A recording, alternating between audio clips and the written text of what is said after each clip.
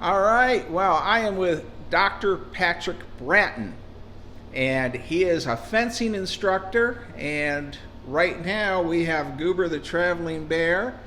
And Patrick, can you tell me what Goober is using for a sword and a little history of the art of fencing?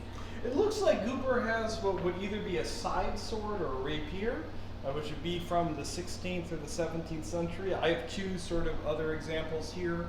This would be a side sword. This would be a cup-hilt rapier. These are appears what the Goober has. So these emerged during the Renaissance, as particularly in terms of the side sword, a cut and thrust sword that had a particular form of fencing. Later on, it became a more civilian carried weapon, the rapier, the Three Musketeers weapon, if you will, with a cup hilt and a long blade that was more for thrusting than for cutting. Oh, all right. So which is the one that the Three Musketeers used? Normally we have rapier, 17th century rapier. Oftentimes in the movies we see them with this cup hilt, which was a later style, the late 17th through early 18th century, although the Musketeers themselves would have had a swept hilt rapier, but the weapon stayed mostly the same. A long thrusting weapon, again, that you see in a lot of the swashbuckling movies. All right. So fencing is the art of using swords for your personal defense, right? When thinks about where the language comes from.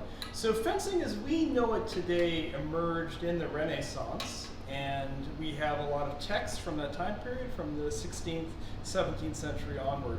So originally people were fencing with what's called a side sword, which is a relatively simple hilted sword that's cut and thrust. And this was developed in Italy and other places in the 16th century. And during the Renaissance, Italian fashions and culture were very fashionable amongst the wealthy. And so people imported Italian fencing masters to teach at their courts. If you were an educated nobleman in England, France, or wherever, you'd want to learn how to fence in the Italian style. And this also spread Italian dueling culture over duels of honor throughout most of Europe. As time went on, the side sword, we also see later weapons like the rapier, which is mostly a thrust weapon. This is a cup-hilted rapier, very typical of Spain or the south of Italy. These eventually were kind of replaced by smaller weapons, the small sword, the gentleman's small sword you often see with George Washington or officers of the American Revolution. And then later on, the last weapon that we also work with is the saber, which is a cutting and thrusting weapon, normally with a curved blade, very typical of the Napoleonic era, and then also into the 19th century. And so here we do fencing of the 17th, 18th, and 19th century, the rapier, the dueling sword, saber. We mess around with a few other weapons, the great sword, and a few other things like that. Well, I often will hear people talking about the hanger sword, that, I'm using a hanger. Can you explain what that is? Very good question. So one thing we have to keep in mind of the swords is that there are swords that gentlemen, officers, noblemen would carry, and there's also going to be a more utilitarian weapon that an enlisted soldier or ordinary soldier would carry. And we see variations of this in the 17th and 18th century. And one of the most common was a hanger, which would be some sort of a cutting weapon, maybe thrust-oriented as well, that would be a relatively short weapon that would hang from a belt, henceforth hanger, that could be used by soldiers. Oftentimes as well, even if it wasn't always the best weapon for combat, at that time in Europe, only noblemen could carry swords. So the idea of you, a soldier, you joining the army, being able to carry a sword around was sort of a big deal, right? That you were proud to carry this hanger around with you. And you have various military issues of hangers, British, French, German hangers, all were slightly different. Related to the hanger, you also have the couteau, or the hunting knife, or the hunting sword, which is often used as a sort of a symbol of rank. During the Revolutionary War, and you also had that actually as a self-defense arm. Oftentimes gentlemen would carry their hunting sword or hunting saber with them, self-defense in cities and other places like that. Very good. Well, thank you very much for that. Well, if someone wanted to learn how to fence and they live in the Carlisle, Harrisburg area, how do they get hold of you? So we are here at 40 North Hanover Street, which is the Carlisle Kung Fu Center. They're our host institution. We have classes here downtown. There's a lot of parking that's quite easy to use down here. And we have classes on Tuesday and Friday evenings. Very good. And we have a phone number here, so there we are.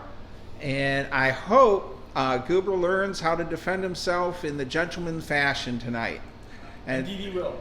I got to say thank you for everything the entire day here with you in Carlisle, Pennsylvania. Good. So, all right.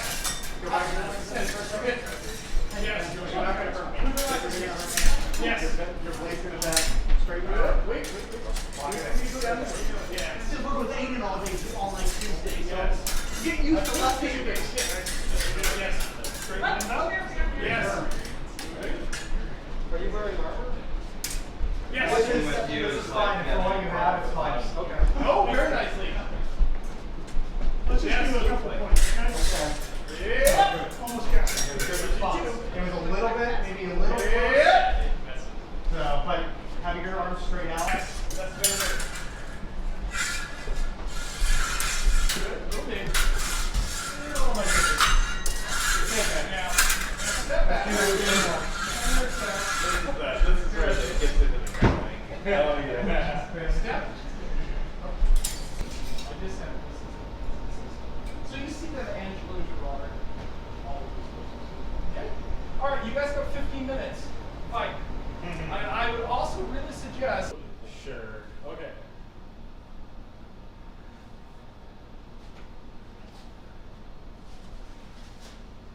I need a mask.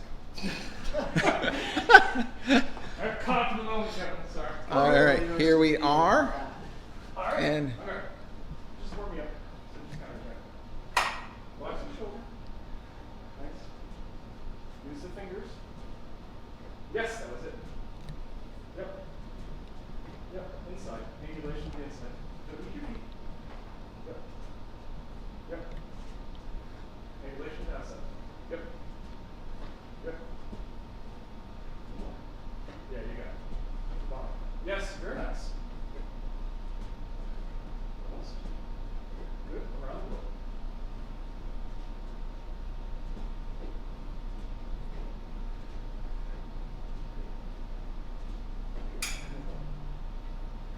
Alright, okay.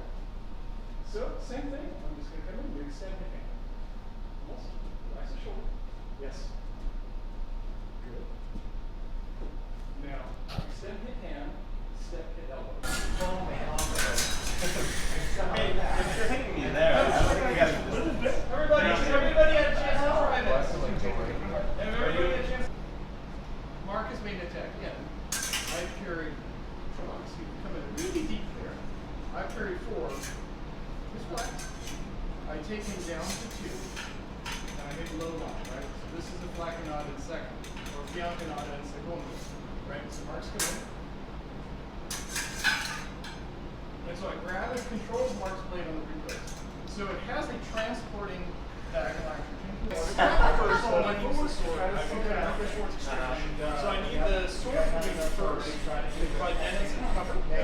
And then I as long as my body moves, I can be no target. Yeah. So it's just a difference in timing. so what kind of fencing are we learning here? So there's different forms of fencing. So the most familiar form of fencing for most people is Olympic fencing. The fencing you see on the Olympics, they're wearing white to go to electric gear, electric scoring apparatus. We're actually doing here historical fencing. Sometimes people call it historical European martial arts. So what we're trying to do is to practice fencing how people did in the period. So we use larger weapons that represent rapier, saber, and so on. Thank you very much. Well, everyone, we completed our fencing class. Thank you very much, Patrick, for everything. Stay safe, be kind, be courteous, and Goober learned a great deal here. Thank you very much. We enjoyed hosting Goober. That is cool, and I'm not going to have Goober learn how to do that because he'll lose his ears. Thank you, everyone, for watching.